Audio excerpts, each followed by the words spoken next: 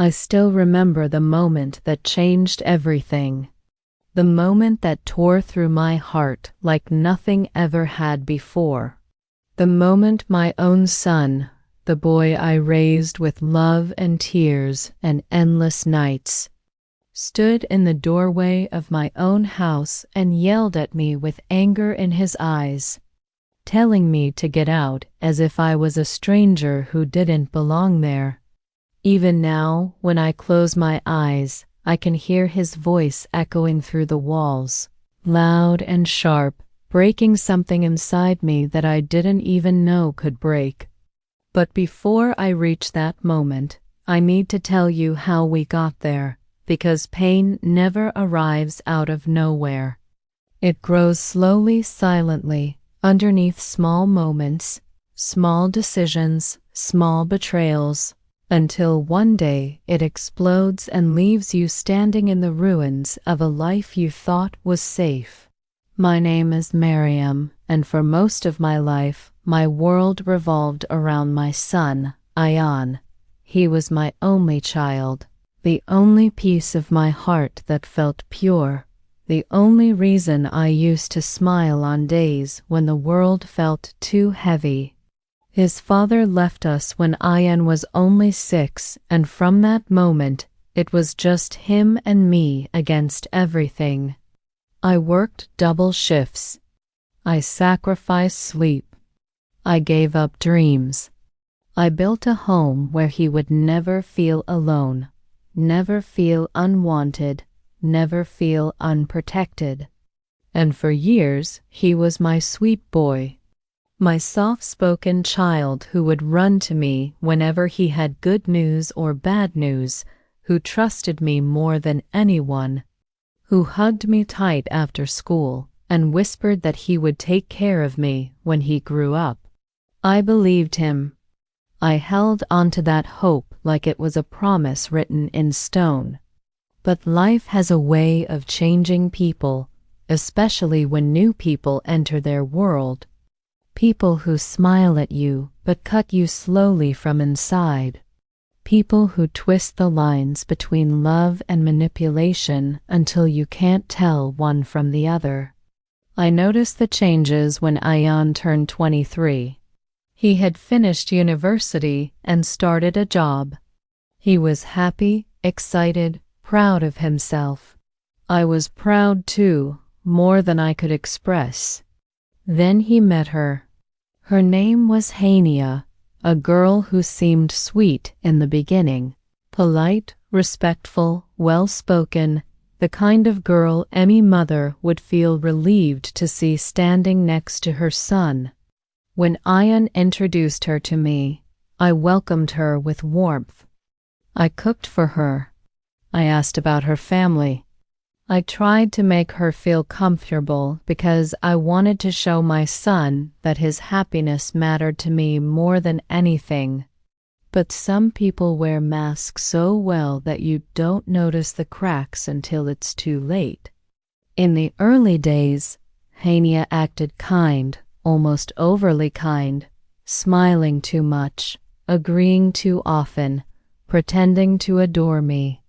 But behind her eyes, there was something else, something calculating, something unsettled, something that didn't match her words. And little by little, she started creating distance between me and my son. At first, it was small things, tiny comments spoken like jokes but sharp enough to hurt.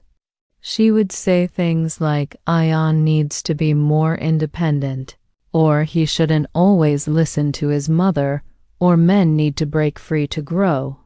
These were normal ideas on the surface, harmless even, but the tone she used, the timing of those comments, the way she looked at me when she said them, it felt like she was marking territory, making sure I knew she was taking over his world. Ayan didn't notice. He was in love. And love makes people blind in ways they don't understand. Slowly, he started spending more time with her, less time with me. I didn't complain. He was young. He deserved love. He deserved a companion. I reminded myself again and again that this was normal. But then things started shifting in ways that weren't normal.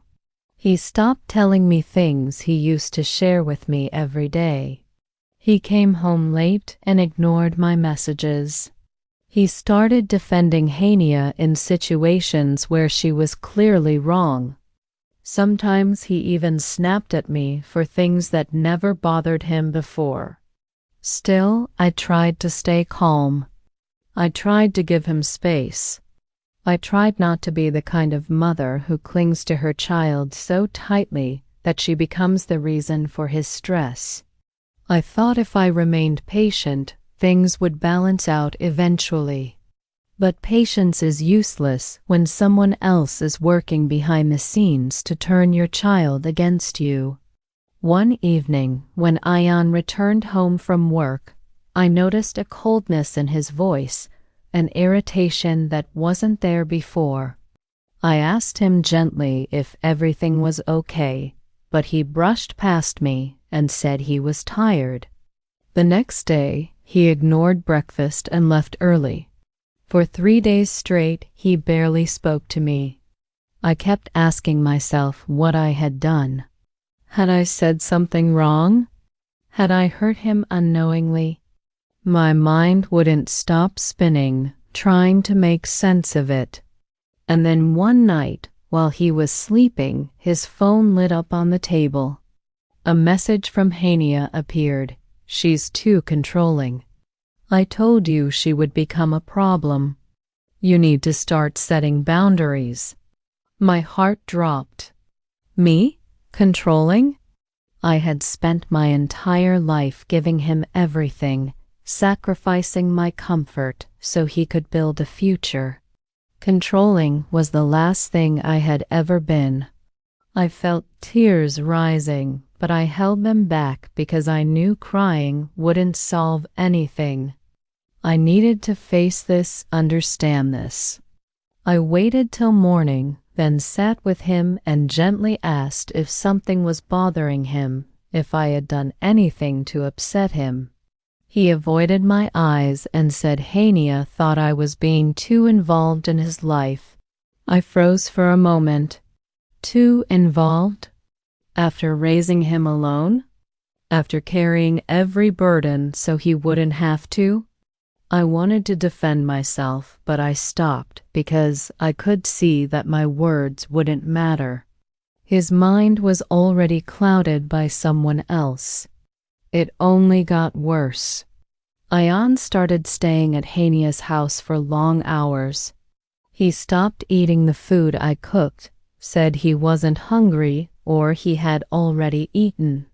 He stopped asking about my day, stopped sitting with me for tea, stopped laughing with me the way he used to. It felt like someone was slowly pulling him away from me, inch by inch, moment by moment, until one day he would look at me and see nothing but a shadow. But I still didn't imagine he would ever speak to me the way he eventually did. The moment that broke me happened on a Sunday afternoon, a day that used to be our family day. I had cooked his favorite meal, hoping he would come home early and we would share even a small moment like we used to. But instead, he arrived with Hania, arms crossed, face annoyed, like he was entering an enemy's house. I greeted them softly, but Hania didn't even look at me. She walked straight into the living room, sat down like she owned the place, and began whispering something into Ion's ear. He stiffened. His jaw clenched. And then something in him snapped. He stood up, walked toward me, and with a voice filled with anger I had never heard from him before, he shouted, "Get out. I didn't invite you here." At first, I didn't even understand what he meant. Get out? Out of where? Out of my own home? I stared at him, frozen, feeling like the walls were closing in on me. My son, The boy I carried in my arms for years, the boy whose wounds I kissed, whose nightmares I comforted, was looking at me like I was an unwanted guest. I tried to speak, tried to remind him where he was, but he raised his hand slightly as if telling me to stop talking. Hania was watching from the sofa, and I saw a faint smile of victory on her lips, a smile she tried to hide but couldn't fully control. That smile told me everything. She had achieved what she wanted. She had turned my own son into a stranger. My knees felt weak. My voice shook. "Ian, this is my house. How can you speak to me like this?" But he didn't listen. He didn't care. His eyes were cold, distant, unfamiliar. "I don't want drama. Just leave if you're going to make things difficult." That was the moment I felt something inside me break into pieces so sharp they could never be put back together. I looked at him one last time, hoping to see even a glimpse of the boy I raised. But he wasn't there. All I saw was a man trapped in someone else's influence. So I walked out, not because I agreed with him, not because I was weak, but because I needed to protect my heart before it shattered completely. I stepped outside the door of the home I built, and for the first time in my life, I felt homeless in the presence of my own child. But what he didn't know was that this moment, this painful humiliation, would become the beginning of something he never expected. Because a mother's tears dry eventually, and when they do, she rises with a strength no one sees coming. And this was the moment my revenge started forming, quiet and steady, like a storm waiting for the right time to strike.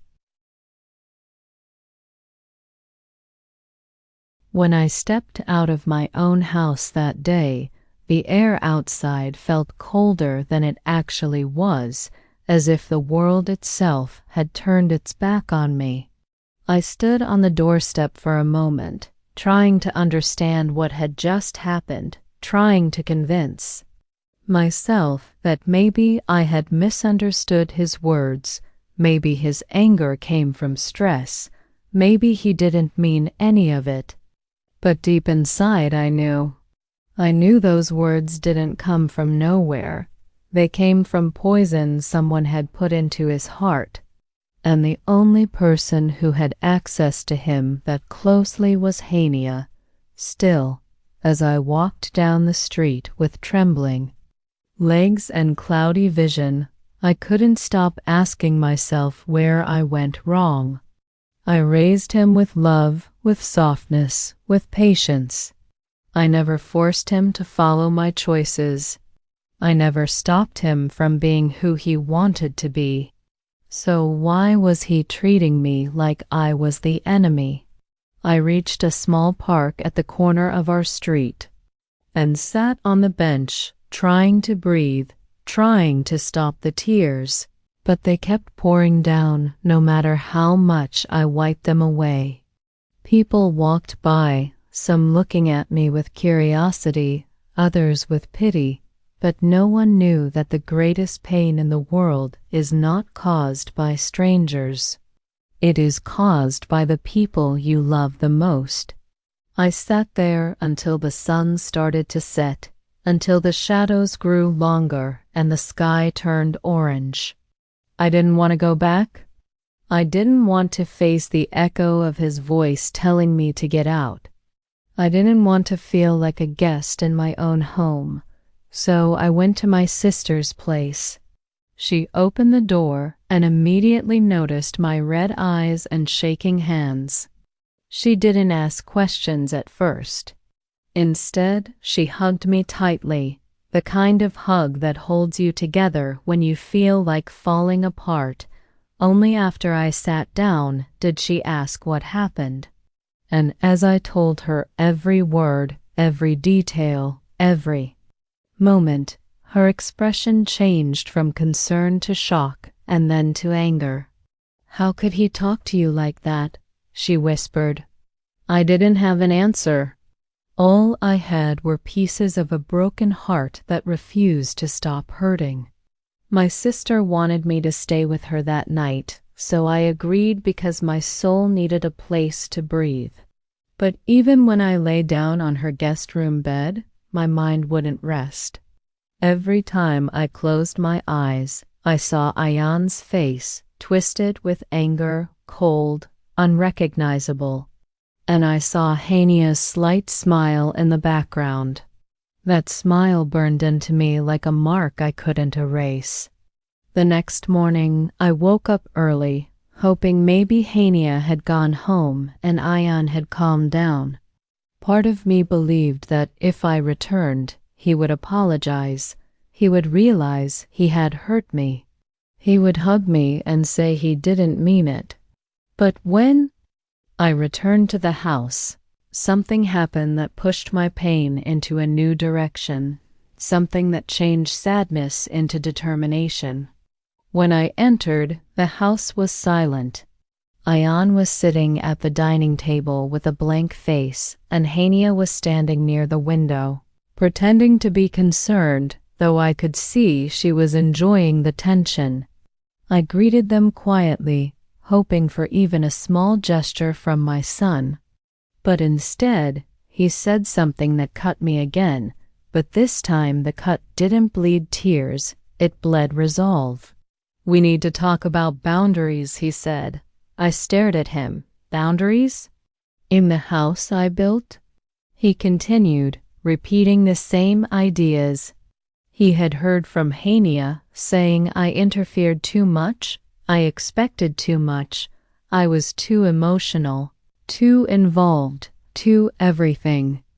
Every word he spoke sounded like Hania had written it and put it into his mouth. At one point, while he was talking, I looked at her. She wasn't saying anything, but her eyes were shining with satisfaction. She wanted me out. She wanted full control over him. And she was winning. But something shifted inside me at that moment. I realized I had been fighting this situation with softness, with patience, with hope. But they were using a different kind of weapon: manipulation, pressure, control. And if I didn't act now, I would lose my son forever. So instead of arguing, instead of crying, I simply nodded and said, "You know what, Ayan? You're right. I need space. You need space. We both need to breathe." He looked confused for a second, as if he didn't expect me to agree. Hania's smile twitched slightly, surprised. I picked up my purse, grabbed a few essentials, and walked out without looking back. From the outside, it looked like I was defeated, but inside, something powerful was forming. I wasn't running away. I was stepping back to observe. Because you can't expose someone's true face while standing too close. You need distance to see clearly. I rented a small room in a nearby area. It wasn't fancy, but it gave me peace. And peace allows the mind to think. For days, I lived quietly, watching my phone, waiting for Ayan to call. But he didn't. Not even once. Instead, I heard from neighbors that Hania was spending more time in the house, controlling everything, making decisions, even telling Ayan which relatives he should limit contact with. And slowly, people started avoiding me too. They heard wrong things, false things I knew only Hania could have spread. Stories about me being overly sensitive, dramatic, manipulative, possessive. Me? Possessive? Over the child I raised alone? But this wasn't just about lies, it was about strategy. If she isolated me socially, she could isolate me emotionally and mentally too. She wanted me erased from his life, completely, and that was when I understood something important. Revenge is not always about hurting someone. Sometimes revenge is about revealing truth in such a way that the lies collapse on their own. And I was going to do exactly that. One afternoon, while sitting on the bed in my small room, I made a decision that would change everything. I picked up my phone and dialed a number I never thought I would call again, my old friend, Humera, who worked as a counselor and was known for recognizing behavioral manipulation. I explained everything to her, every moment, every change, every incident. She listened carefully, then said something that stayed with me. "Your son is not lost. He's trapped. And trapped people don't realize who's hurting them until something forces them to open their eyes." I asked her how to free someone who doesn't want to be freed. She said, "You don't pull him out. You let the person trapping him tighten the cage so much that he starts looking for the way out himself." That sentence sparked the beginning of my revenge. Not loud, not aggressive, quiet, strategic, patient. I would not fight Hania directly. I would let her destroy herself with her own intentions. I started by distancing myself completely. No calls, no messages, no checking on him, nothing. If she wanted me gone, I would disappear so completely that she would have no one left to blame when her behavior started suffocating him. 2 weeks passed, then 3, and something happened exactly as I expected. Ion showed up at my rented place one evening. He looked different, tired, stressed, confused. He sat down quietly, avoiding eye contact. After a moment, he said, "Things are a bit strange at home." I controlled my heart, trying not to break into tears. I asked him gently what happened. He hesitated, then admitted something small but important. "Hania gets upset when I talk to anyone without telling her." I stayed silent, letting him speak. Then he said another sentence that told me everything I needed to know. "I feel like I'm always doing something wrong, even when I haven't." I knew this feeling.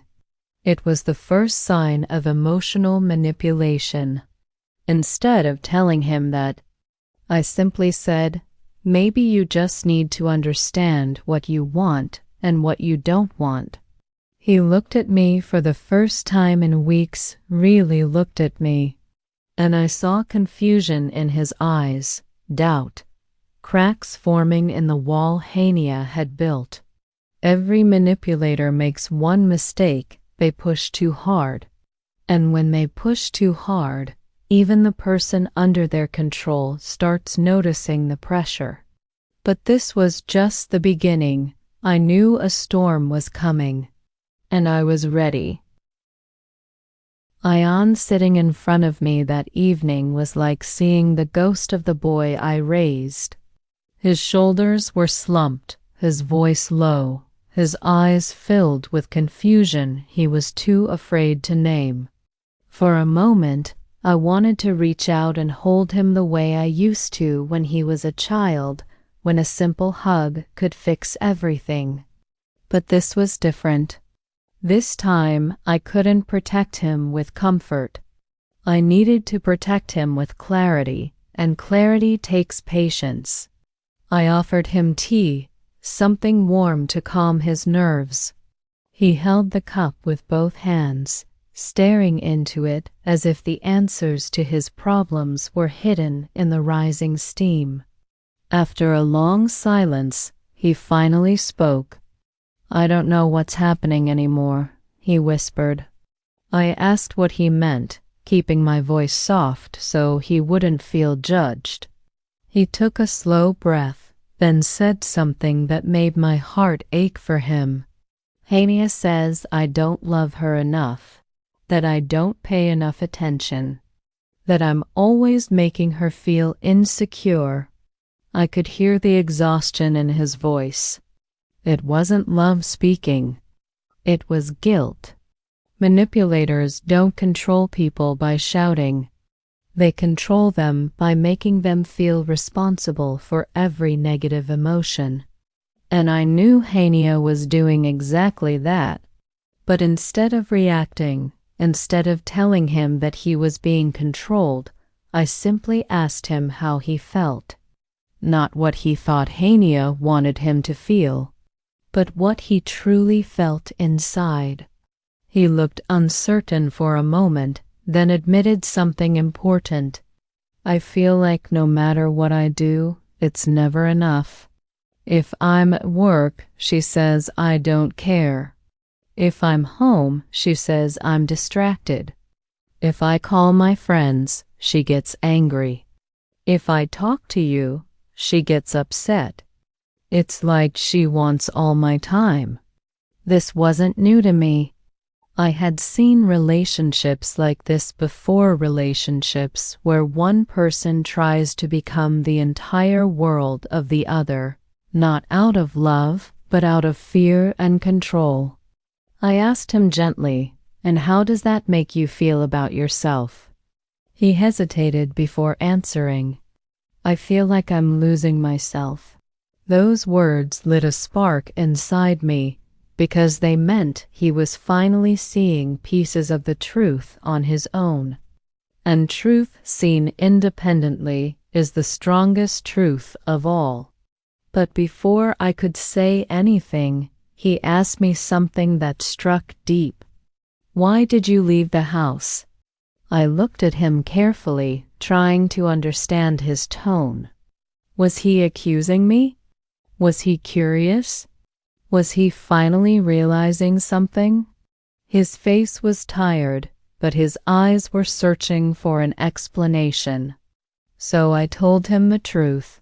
"You told me to leave." In that moment, when I said those words, he froze. It was as if the memory hit him differently this time. His expression shifted slowly, from confusion to discomfort, from discomfort to regret. He lowered his gaze, whispering, "I didn't mean it like that." I was angry. "Hania was upset, and I thought you were upset with her too." I didn't want another argument. I didn't know what to do. I nodded slowly. I understood. Anger makes people say things they don't understand. But I also knew he needed to take responsibility for what he had said, not for my sake, for his own. I asked him, "If someone else told you to leave your own home, would you accept it?" He looked shocked for a moment, as if he had never considered it from that angle. "No," he finally answered. "Then why did you accept it for me?" That question settled heavily in the air. He didn't respond. He didn't know how. And this silence told me something important. He wasn't completely under her spell anymore. Doubt had entered. And doubt is the beginning of truth. After a few minutes, he sighed and rubbed his forehead, saying, "I think I need some time to think." I nodded and didn't push him. Pushing always makes people run in the opposite direction. So I simply said, "You can always come here if you need a quiet place." He looked at me for a moment, this time with gratitude, and then left. When the door closed behind him, I sat in silence, feeling the storm around me changing. The wind was shifting. The cracks in Hania's control were widening. But cracks alone wouldn't bring the truth out. I needed a plan. I started observing patterns. For the next several days, Ian visited me quietly, sometimes for a few minutes, sometimes for longer. He didn't tell Hania, I could tell. His visits were cautious, almost secretive. That alone told me everything. He was afraid of her reaction, afraid of how she would twist things, afraid of how she would make him feel guilty for wanting to see his own mother. This fear was not love. This fear was control. And controlled love never lasts. But something else began happening too. Hania started losing her temper more often. She started sending him long messages that sounded emotional but were actually manipulation coded in sweet words. I know I shouldn't feel insecure, but I can't help it because I love you too much. If you cared about me, you would understand why I get upset. You make me feel alone when you're not with me. These were classic signs of emotional trapping. Instead of asking for healthy communication, she was making him responsible for her emotions, and Ian was suffocating. One evening, he came to me looking more exhausted than ever. He sat down heavily, covered his face with his hands, and whispered, "I don't know how to make her happy." I waited for him to continue. He said, "Yesterday I was 5 minutes late because of traffic and she didn't talk to me for hours. Today I forgot to buy her favorite drink and she said I don't value her.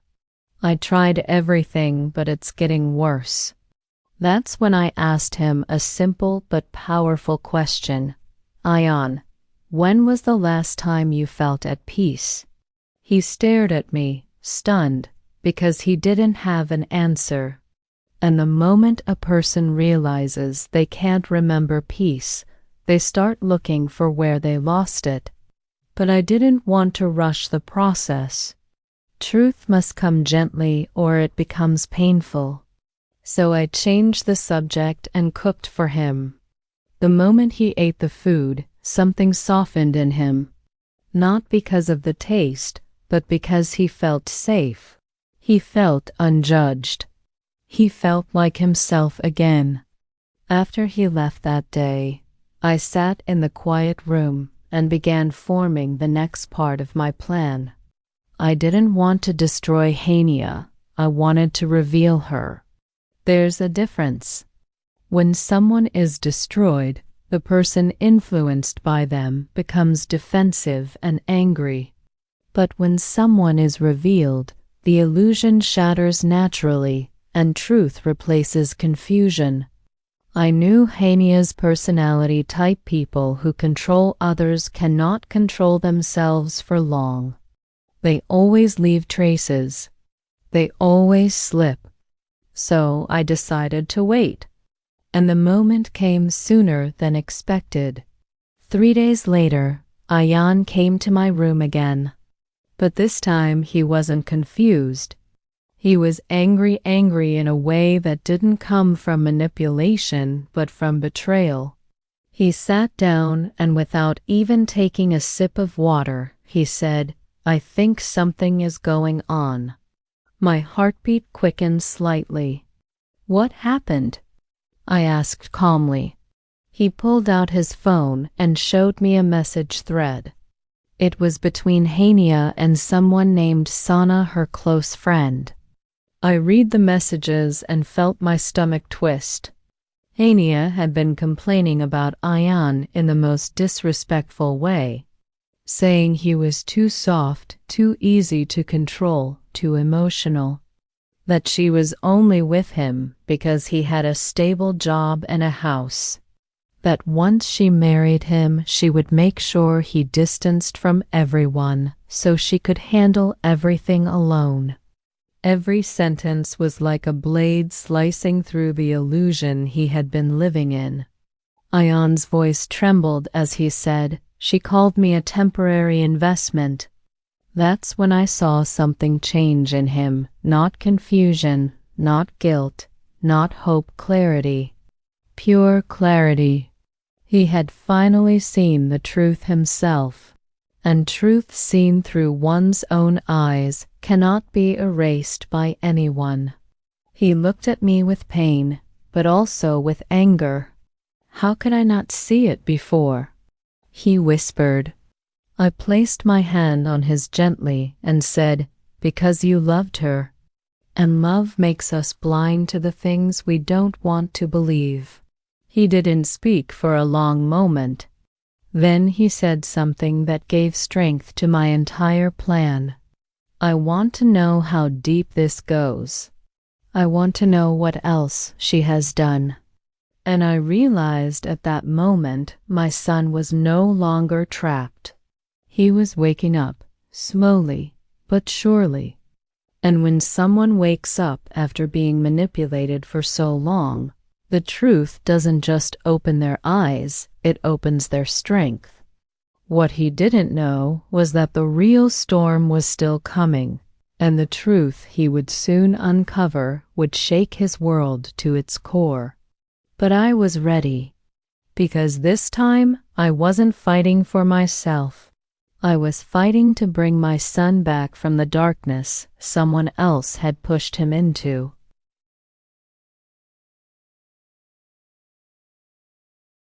I still remember the night when the house felt heavier than my own heartbeat, when every corner seemed to whisper secrets my son was too blind to hear and I was too mother to ignore. By then, her mask had begun to crack. Not openly, not loudly, but in the way her footsteps echoed with a rhythm that didn't belong to our home, in the way she closed doors a little too softly, as if hiding conversations instead of simply ending them, in the way my son's laughter slowly began to disappear from the walls that once carried his childhood voice like a prayer. I watched everything silently because a mother's instinct is a quiet thing, not a sword, not a shield, just a presence that refuses to leave even when it is pushed aside by the person it protects. One evening, as dusk pressed its dim orange light across the living room, my son walked in with a tired face, eyes dull, shoulders heavy. I stood in the kitchen doorway pretending to stir tea, even though the spoon had long stopped moving. She entered behind him, her heels clicking softly, her perfume trailing like a message I didn't want to read. She placed a hand on his arm, but not with affection, not with warmth. It was possessive, almost strategic, as if to remind me and him that he belonged to her now. Entirely, unquestionably, foolishly. She said in a low voice, almost a whisper coated with honey and venom, Shehzad, please tell your mother that from now on you will not involve yourself in family matters without discussing it with me first. My son looked at her with confusion, then looked at me with a weak smile. The kind of smile a child gives when he is caught between truth and fear. I didn't respond, because I didn't need words to understand betrayal. It never arrives suddenly. It grows like a stain darkening little by little until you finally realize the fabric will never be the same. Days passed, and the shift between us deepened. She began instructing him about where he should go, whom he should meet, how long he should stay out, even what he should give me, as if my relationship with my own son required her approval. My heart ached silently every time she spoke for him, every time he stayed quiet, every time he lowered his eyes like a boy scolded for holding on to his mother too tightly. I tried to tell myself it was normal, a newly married couple adjusting, but mothers know the difference between adjustment and manipulation. One night, I overheard their voices behind the half-closed bedroom door. Her tone was sharp, slicing through the night like a blade. Don't talk to her about everything, Shehzad. She's controlling you. Can't you see it? She manipulates you emotionally. She makes you feel guilty, so you listen to her. My breath froze in my chest. I stepped back from the door as if it had burnt me.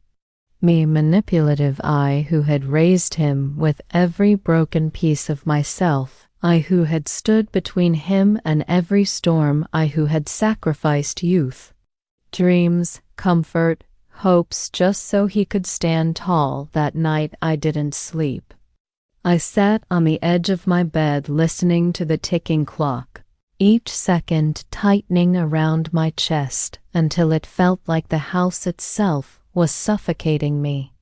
The next morning, my son avoided my eyes. Guilt sat on his face like a shadow. He spoke softly, hesitantly. "Amy, please. Don't mind if I take some decisions with her now. She just wants harmony, harmony." The word stung more than any accusation, because harmony was the one thing her presence had stolen the moment she entered our home. Slowly, the changes became more visible, more painful. She began distancing him from relatives, from friends, from the very life that shaped him. She complained excessively if he spent time with me, claiming she felt ignored or lonely. If I asked him for help, she would intercept, saying he was too tired or too busy. I began to feel like a guest in my own house, tiptoeing around my son, choosing silence over conversation, fear over confrontation. And she loved it. I could see it in her eyes every time she watched me swallow pain quietly. Every time she witnessed the distance between mother and son widen under her influence. Then came the day that broke me more than I expected. She suggested, casually but with precise cruelty, that my son and she should move out for privacy. Shahzad looked at me with those same hesitant eyes, the ones he used as a child when he broke something valuable. He expected my heart to surrender quietly again. It almost did. But something inside me, pain, dignity, motherhood, rose like a storm. My voice trembled but did not break as I said, "If your peace is away from me, then go. I won't hold you back. A mother never cages her child, even if it leaves her alone." He nodded slowly, tears forming, guilt rising, but still he chose her. They moved out within a week. Their new home was only across the city, but the distance felt like a continent of betrayal. The day he left, I stood at the gate watching him drive away.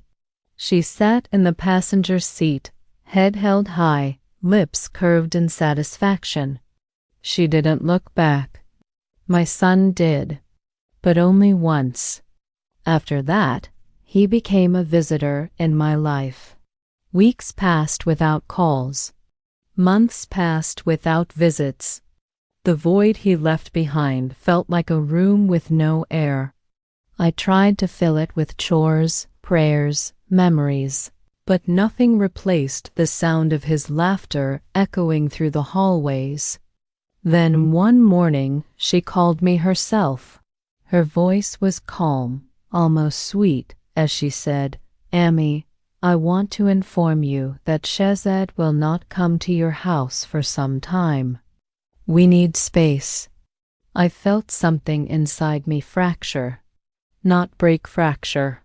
A crack deep enough to never fully heal, but not deep enough to kill the part of me that still loved him. I realized then that she wasn't just dividing us. She was erasing me from his life inch by inch. And I understood the truth too late. She never wanted to be part of our family. She wanted to destroy it, one relationship at a time. And she had already started with the most important one, my son. But betrayal has a way of circling back, revealing itself when the mask slips too far and the lies become too heavy to carry. And soon, very soon, her real face would show. not to me, not even to the world, but to my son. And that moment would shatter everything she had built on manipulation and deceit. That moment would become the turning point of our story, because a mother's silence is not weakness. It is patience waiting for truth to speak. And truth was already on its way, faster than she expected, stronger than she could handle, and far more destructive than she was prepared for. The truth arrived like a quiet whisper before it became a storm, and even now I remember the exact moment when the first crack appeared in her perfect little performance. It was a small thing, almost invisible to someone who didn't know her like I did. But I had spent months studying her silence, her smiles, her carefully measured kindness. And I could tell when something in her rhythm broke.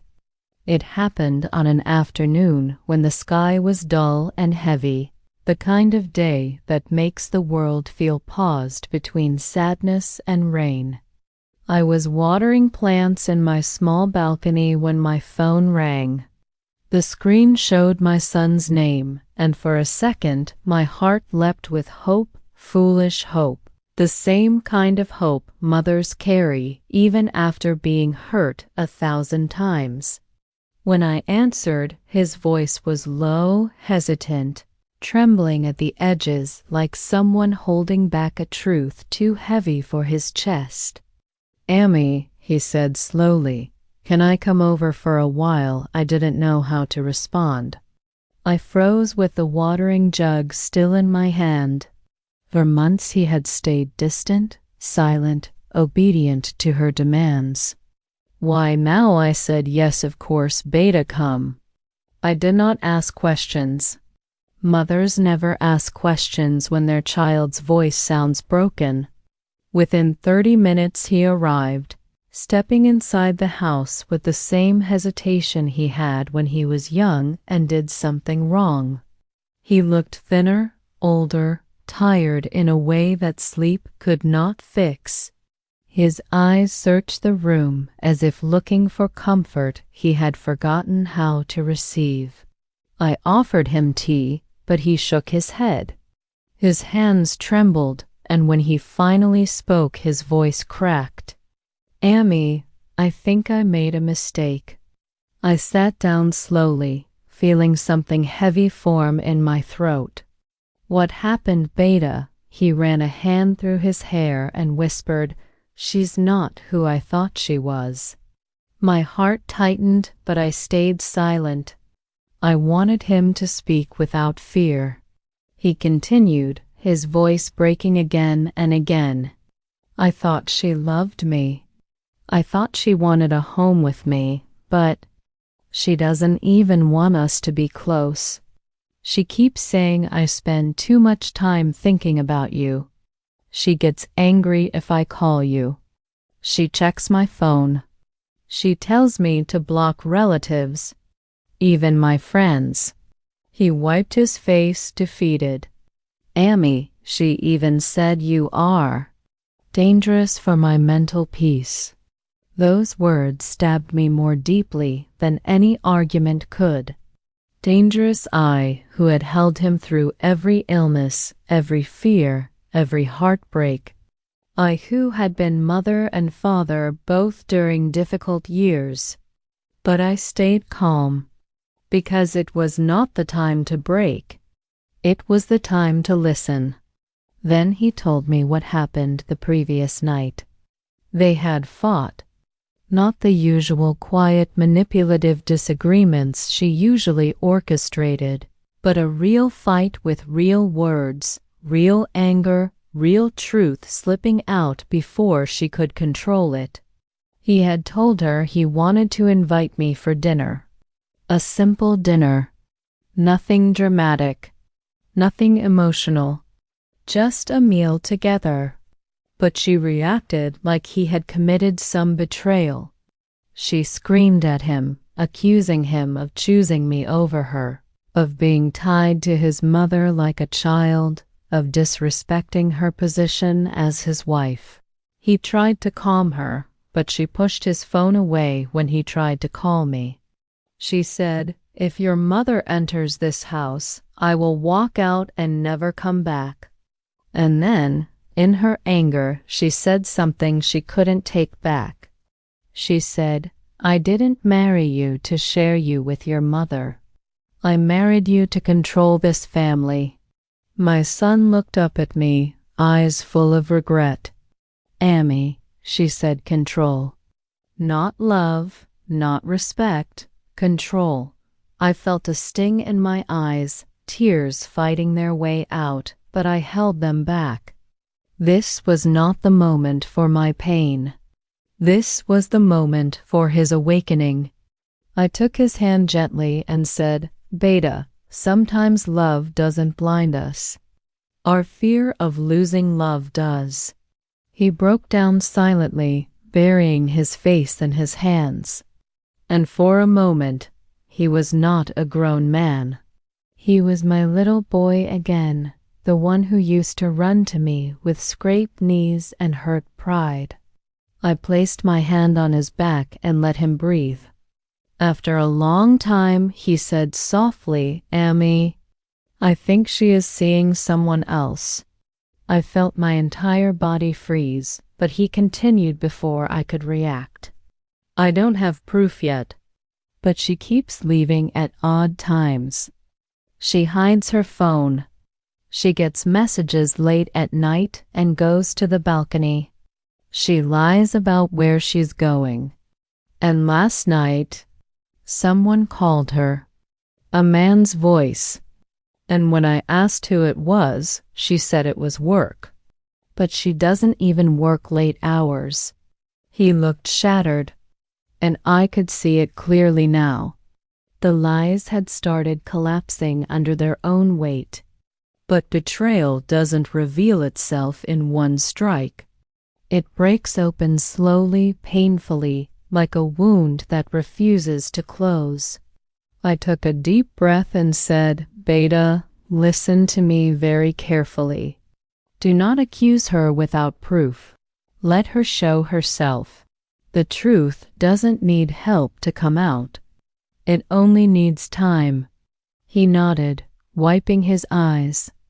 I could see conflict in him, pain, anger, shame, love, fear, all tangled together. I touched his cheek and said, "When someone wants to destroy a home, they start by separating the hearts inside it. She succeeded because you didn't see it, but now you do." He took my hand, holding it tightly like he hadn't in months. "Amy, I want to make things right. I want our home back. I want peace again. I want you back in my life." My throat tightened. I whispered, "I never left, Beta. You just couldn't see me through the fog she created." Then he said something I did not expect. Something that told me this story was entering its turning point. "Amy, can you help me find the truth?" I looked at him, at my broken son, at the boy who once trusted the world too easily, at the man who now realized how cruel trust could be. And I said the words a mother says when she finally understands her silence must now become strength. "Yes, Beta, I will help you. But remember one thing, this time, we will not confront her with anger. We will confront her with truth. And truth leaves no place to hide." From that day, we began watching her actions carefully, not spying, not chasing, just observing. When she left home at unusual hours, he noted it.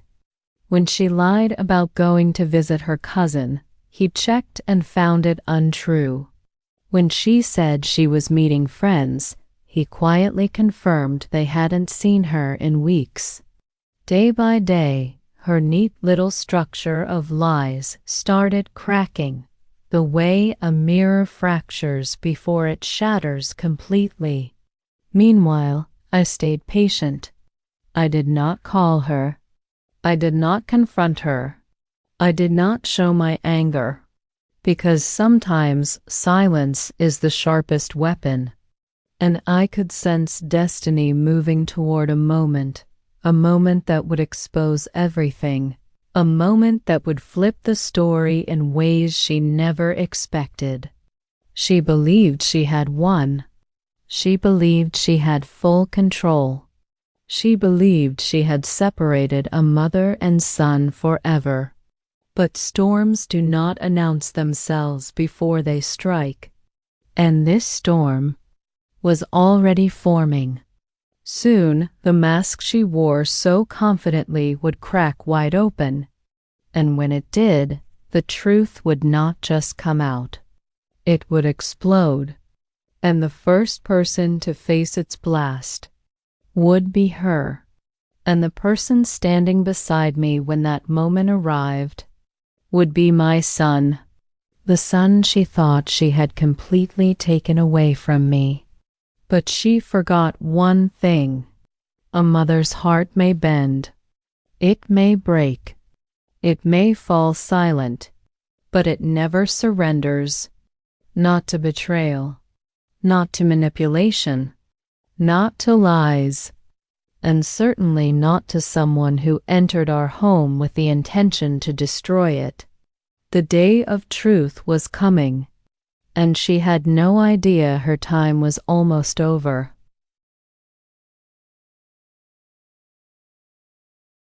After the first hints of her lies came to light, I knew we had to be careful. Truth is fragile when someone has built an empire of deception, and you cannot rush it without risking collapse in the wrong way. My son and I began quietly gathering evidence, small pieces that together would tell the story she wanted to hide. It wasn't about spying. It was about watching, noticing patterns, understanding how a person manipulates without ever seeming guilty. Ayan, my son, was learning fast. He started paying attention to the little things, her phone habits, the people she called when he wasn't around, the excuses she made for being late, the stories she repeated that never quite matched. Each small inconsistency was a thread, and we began carefully pulling them one by one, making sure not to alert her too early. One evening, Ayan came to me holding his phone, eyes wide, a mixture of fear and determination on his face. "Amy," he whispered, "I think she's hiding something." I nodded, my heart steady but sharp with focus. "What did you find, Beta?" He showed me messages between her and someone named Rayhan, a man whose name I had heard only once, casually, months ago. The messages were innocent on the surface, but carried a hidden weight: plans, secrecy, hidden meetings, flattery disguised as care, manipulative comments about me, about him, about our family. I felt a familiar anger rise in me, the kind that has no sound but feels like fire in the chest. But I kept my voice calm. "Beta," I said slowly, "remember, this is just the beginning. We are not reacting yet. We are observing." He nodded, swallowing his frustration. Over the next few days, we created a quiet system. Ayan would keep logs of her movements, her calls, her messages, anything that seemed unusual. I would help by noting patterns, reminding him of things he might forget in the confusion of emotions. It was strange, being both a mother and a silent strategist at the same time, but every time I looked at him, the boy I raised who had once screamed at me to leave, I knew why I had to be strong. Then came a night that changed everything. She came home unusually late, dressed for an event she claimed was with friends. Ayan watched quietly as she whispered into her phone, careful to hide her face. I noticed the tension in his shoulders, the way he clenched his fists. That evening, after she went to sleep, he showed me pictures he had taken discreetly, showing her at a restaurant across town with another man, laughing, touching, completely unaware of the storm she had created at home. I felt a rush of anger, but also a calm satisfaction. The mask was slipping. For months, she had pretended perfection while secretly undermining everything. The evidence was finally concrete. We didn't show it to anyone yet. Patience was key. Truth revealed too early can sometimes be dismissed, and we needed a moment when her web would unravel completely, when the lies would collapse under their own weight. The next morning, Ayan confronted her cautiously. He didn't accuse her. He asked questions. Subtle questions. Questions that required her to explain inconsistencies, questions that revealed cracks in her carefully built story. She smiled, confident, thinking she could manage him as easily as she always had. But he had changed. He was no longer a boy blindly following her lead. He was observing, questioning, remembering the mother he had tried to push away. And when she slipped, just slightly, contradicting herself in a tone she hadn't noticed, Ayan froze for a moment, eyes sharp, heart racing. That pause was all we needed. From that moment, the dynamic shifted. She was still in control outwardly, still walking the house with the same confidence, but now the seed of doubt had entered her mind. And my son, once blind with manipulation, was now awake. He started noticing things he hadn't before: the way she laughed at certain texts, the late nights when she returned home without explanation, the small criticisms about me that didn't align with truth. One afternoon, I watched as he silently reviewed her messages, comparing them with the logs we had collected. His face changed gradually from confusion to realization. He whispered, "Amy, I think she's been planning this for months." I nodded, keeping calm. "Yes, Beta. She wanted to separate us, to control you, to remove the influence of your family entirely. And now she's exposing herself by trying to manage everything at once. The pressure is making her mistakes inevitable." Over the following weeks, we continued our quiet observation. We didn't argue. We didn't confront her publicly.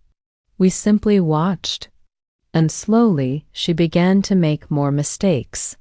She sent messages she thought were secret to the wrong person. She contradicted herself in front of Ayan. She became impatient, raising her voice in subtle ways that showed her frustration at being caught in her own web. Each slip was like a spark igniting the dry wood of truth, and I could feel it. The storm was coming, but it wasn't only about exposing her lies. It was about reclaiming my son's trust, his love, his eyes that had once looked at me like I was an enemy. I taught him to speak carefully, to ask questions, to look for evidence before reacting. And slowly, he began standing taller in her presence. Slowly, the fear began to leave him. And one evening, when she tried to control him over a trivial disagreement, he did something he hadn't done in years. He looked her in the eyes, calm but firm, and said, "I need to think about this myself." He didn't raise his voice. He didn't yell. He simply drew a line she could not cross without showing the truth she had hidden. I watched quietly from the corner, pride and relief flooding me. This was the first moment she realized her control was weakening. She tried to redirect, tried to charm, tried to manipulate with tears and words, but it was too late. The evidence we had collected, the awareness my son now carried, the patience we maintained, all of it had shifted the balance. That night, after she went to sleep, Ayan and I sat together, looking at the messages, the photos, the contradictions, the patterns. He said softly, "Amy, I can't believe I didn't see this before." I held his hand and whispered, "Beta, love can blind us, but truth always opens the eyes when the heart is ready." And that's when we began planning the final steps, not with anger, not with confrontation, but with truth and patience. The moment of exposure would come naturally. She could no longer maintain her lies without showing herself. And when that happened, my son would stand tall. My family would breathe again, and the person who entered our home thinking she could destroy us would finally realize that a mother's strength is more powerful than manipulation, more powerful than deceit, and more powerful than the temporary illusions of control. From that point, every movement we observed, every conversation we recorded, every slip she made became part of the path leading to her undoing. And I knew that soon, very soon, the storm would arrive and the truth would be revealed in a way that no one could ignore. Not her, not my son, not anyone. The tension in the house had become almost unbearable by the time we reached that week.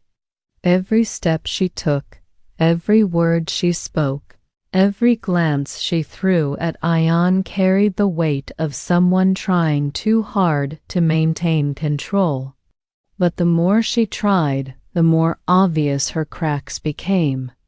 I watched quietly from my small corner of the house, my heart steady, my mind sharp, knowing the storm we had been preparing for was about to make landfall. Ayan had grown stronger, braver. No longer hesitant, no longer afraid of her manipulations. He questioned her, subtly, carefully, in ways that made her falter for a moment before regaining her composure.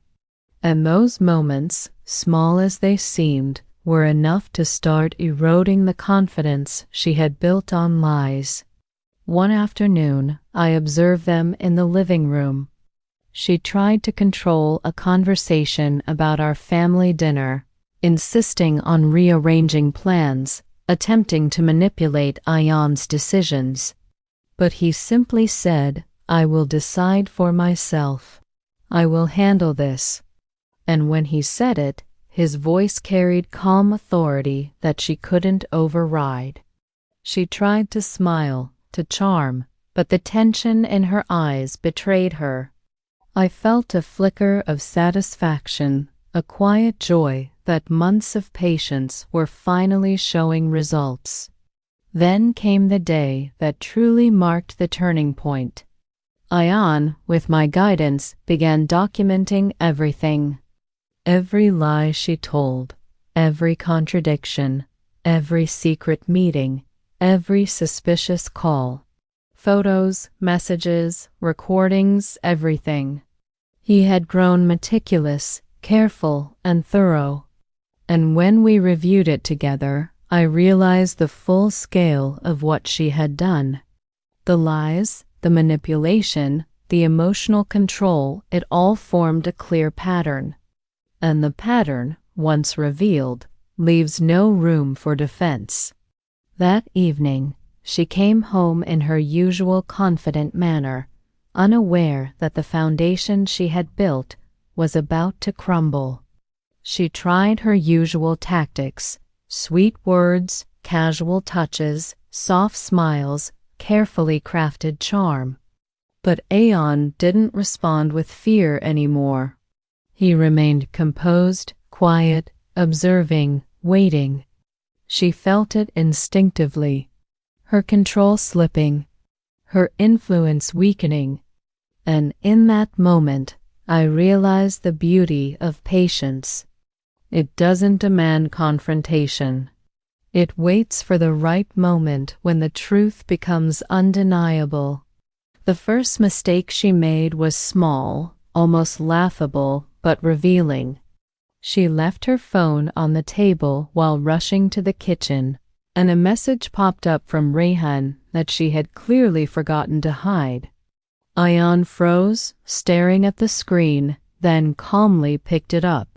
She returned, noticing the phone, and her smile faltered for a fraction of a second.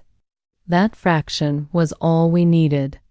Slowly, over the next few hours, more mistakes followed. She contradicted herself about where she had been that morning. She forgot to delete messages before leaving the room. She tried to create a story, but it was messy, inconsistent, and weak.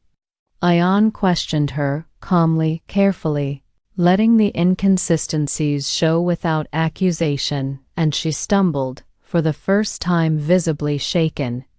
That night, I felt the weight of months lift slightly. The storm was approaching, and we were ready. But it wasn't just about evidence anymore. It was about truth being seen clearly by the person who had been blind, my son. He had grown into a man capable of seeing her deception with his own eyes. And seeing is the first step to freedom.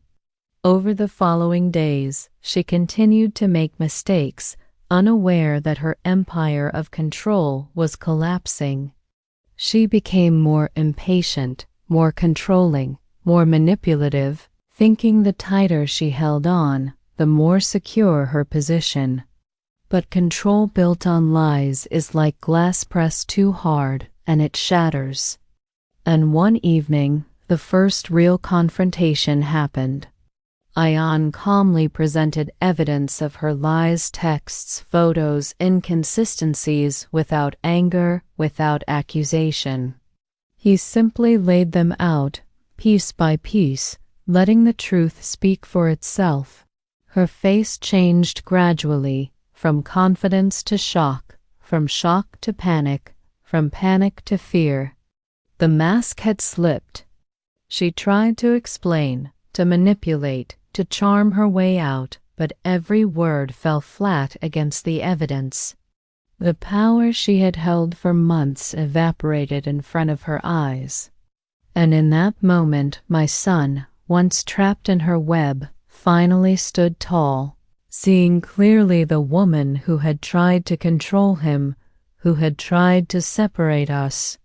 I watched silently, tears threatening to fall, pride swelling in my chest. Patience, observation, and quiet guidance had brought us to this point. The lies had been exposed without violence, without confrontation, without cruelty. She realized too late that control is temporary when built on deceit. Over the next few days, the house changed. She tried to regain her composure, tried to rebuild influence, tried to charm again, but the truth had entered the room, and truth has a way of destroying illusions completely. She became defensive, erratic, more impatient, unable to regain the calm control she once had. And with each slip, my son grew stronger, more confident, more independent. He started taking back decisions, asserting his own boundaries, reconnecting with relatives, with friends, with me. And slowly, the walls she had built around him crumbled.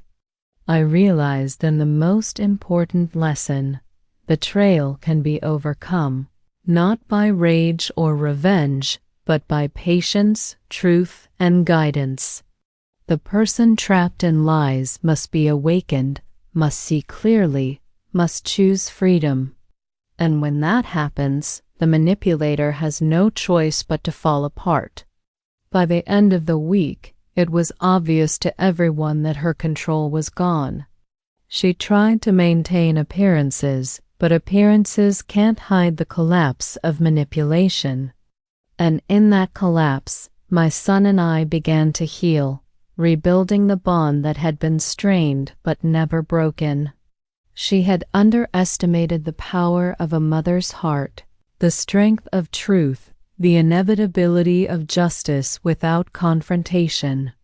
And in that quiet victory, I felt a deep, undeniable relief. The storm had come, and truth had won. And the person who had tried to destroy our family had finally been exposed, leaving only the consequences she had earned. The day of confrontation arrived not with shouting, not with anger, not with chaos, but quietly, almost subtly, like the moment before a storm breaks over a calm city. She didn't know it yet, but the walls she had built around herself were crumbling, her web of lies unraveling faster than she could control. I watched from a distance, my heart steady, my mind clear. Months of patience, observation, and careful guidance had brought us to this point. My son, once trapped in her manipulations, now stood tall, calm, and fully aware of the truth. It was time for her to see the consequences of her actions. That morning, she entered the house as usual, her confidence still intact on the surface, but cracks were already visible in her demeanor. Every glance she threw my way was calculating, measuring, testing. But she couldn't hide the tension in her hands, the slight trembling in her smile, the hesitation in her voice. She had no idea how much we knew. I remained in the living room, quietly arranging tea as if nothing unusual was happening, my presence a silent reminder that I had never truly left, that I had been here all along, waiting.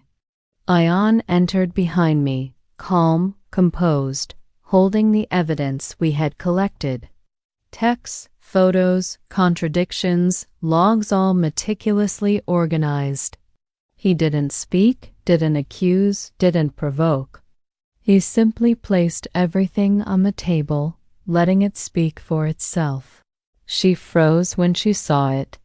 Her smile faltered, eyes widening just enough for me to see the fear creeping in. She tried to speak, to explain, to charm her way out, but the words stumbled and fell short. Ion looked at her, calm, steady, and said, "Everything is here. I don't need to hear your excuses. I just need the truth." She swallowed hard, her hands shaking slightly as she reached for the papers, trying to control the narrative, to deny, to manipulate. But it was too late. The weight of the evidence, the clarity in my son's eyes, and the calm strength in mine left her no room to maneuver.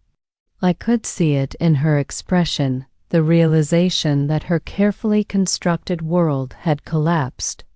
The lies she had used to control, to manipulate, to isolate us, were now exposed in full view.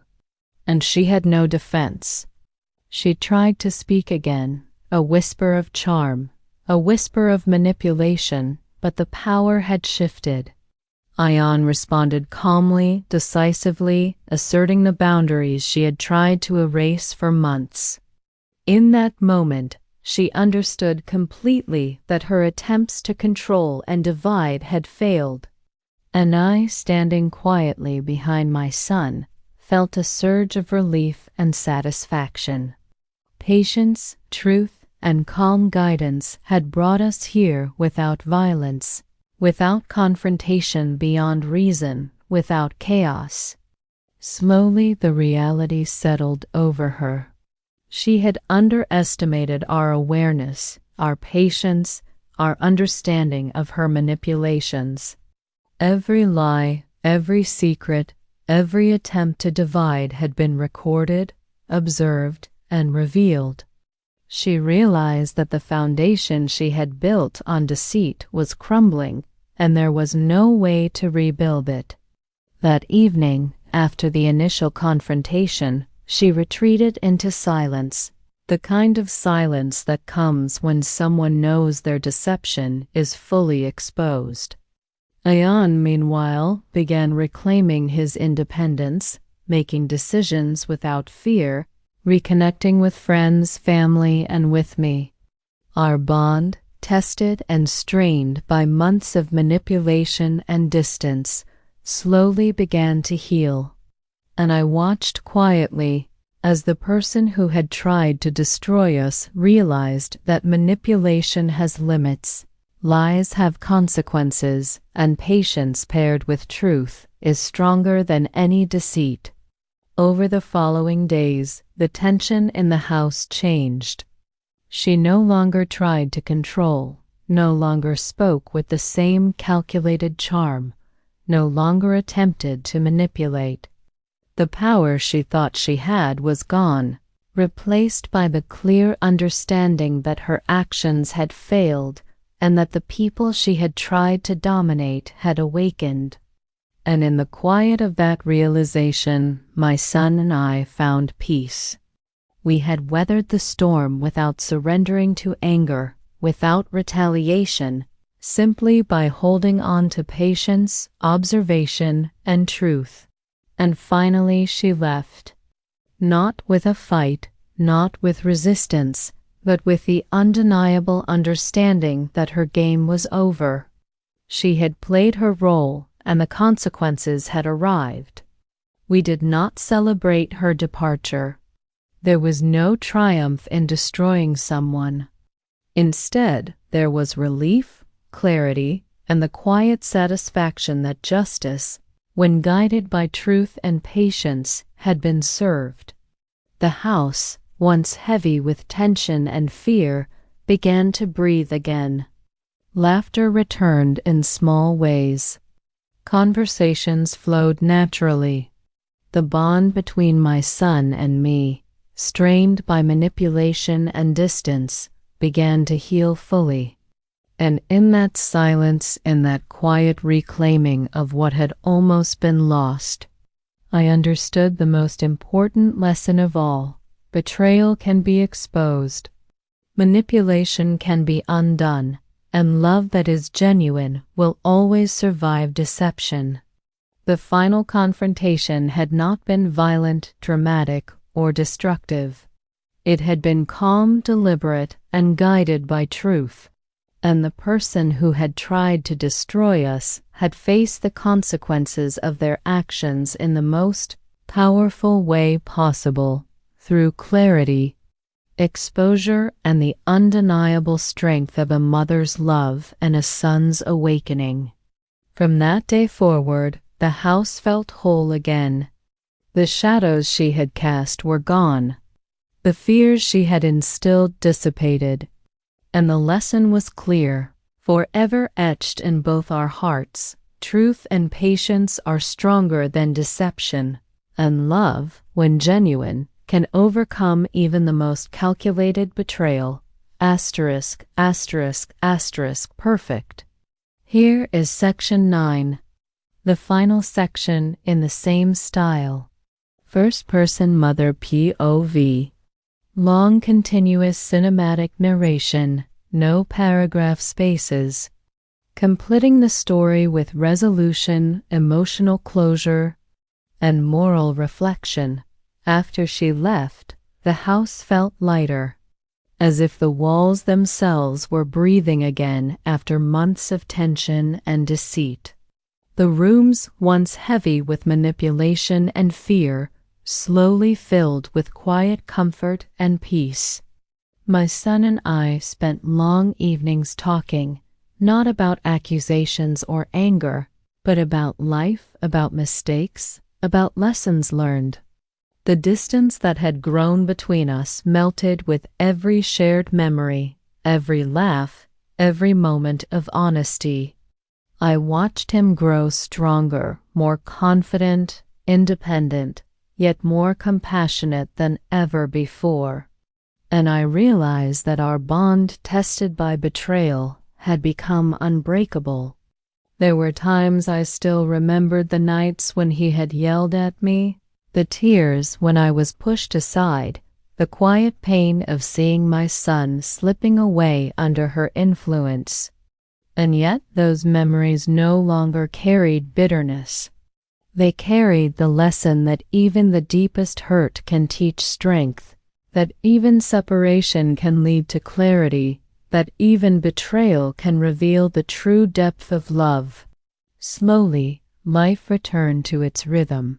Family visits became frequent again. Friends came without hesitation. The laughter of my son, once stifled, filled the halls. And in every simple moment, the sound of the kettle boiling, the sun streaming through the curtains, the smell of fresh bread, I felt gratitude for the patience and vigilance that had guided us through months of deception. Occasionally, I thought of her, the woman who had tried to destroy us. I did not wish her harm, because revenge is never true justice. Her exposure and departure were enough. Life has a way of balancing itself. Those who sow lies often face their own consequences, and those who nurture love, patience, and truth are the ones who ultimately endure. One afternoon, as Ian sat beside me sipping tea, he looked at me with eyes clear and unafraid. "Amy," he said softly, "I don't think I realized how much I needed you until now." My heart swelled, and I held his hand gently. "Beta," I whispered, "I have always been here. You just needed to see the truth for yourself." And that was the essence of everything we had endured: the power of observation, the patience to wait, the strength to endure, and the courage to face reality with honesty. Our home, once a battlefield of hidden agendas and manipulation, had transformed into a sanctuary of trust, love, and understanding. And I knew that from this day forward, no outside force could break the bond we had rebuilt. The final lesson, the one that I carry with me now and hope every mother, every parent, every person who experiences betrayal can understand, is this: betrayal may enter your life disguised as charm, love, or affection. It may tear apart hearts, separate families, and shake your faith in people you love. But patience, truth, and the quiet strength of love are far more powerful than deceit. When you remain steadfast, when you observe carefully, when you guide with wisdom, the truth will reveal itself, the deceiver will falter, and the bonds worth saving will endure. I look around our home now, the rooms bright, the air light, my son laughing without fear or doubt, and I feel a deep, lasting peace. The past months, the betrayal, the lies, the tension, they are all memories now, lessons etched into my heart. And I know without any hesitation that love, patience, and truth will always conquer deceit, that a mother's heart is never truly defeated, and that even the darkest storms eventually pass, leaving clarity, healing, and strength in their wake. Our story, once threatened by manipulation and lies, has reached its end not with bitterness, not with vengeance, but with truth, understanding, and the enduring power of family. And in that ending, I find not just relief, but the quiet triumph of love that survives even the most calculated betrayal.